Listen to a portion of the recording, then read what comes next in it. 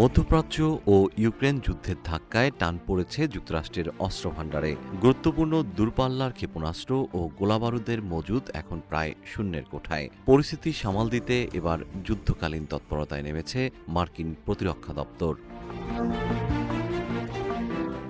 এই জরুরি পরিস্থিতি মোকাবিলায় পেন্টাগন দেশের শীর্ষ প্রতিরক্ষা শিল্পপতিদের অস্ত্র উৎপাদন বহুগুণ বাড়ানোর কড়া নির্দেশ দিয়েছে।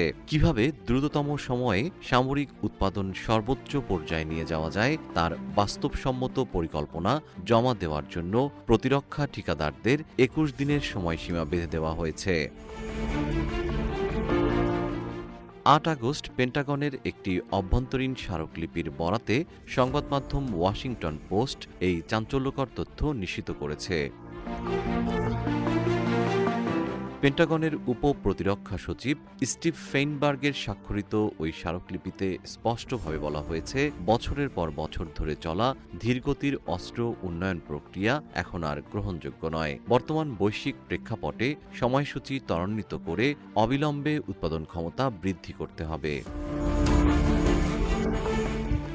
সাম্প্রতিক প্রতিবেদনে জানা যায়, মার্কিন সামরিক বাহিনীর ভূমি থেকে ভূমিতে নিক্ষেপযোগ্য অত্যাধুনিক আর্মি ট্যাকটিক্যাল মিসাইল সিস্টেম এবং প্রিসিশন স্ট্রাইকের মতো স্পর্শকাতর অস্ত্রগুলোর সিংহভাগই ব্যবহার করে ফেলা হয়েছে।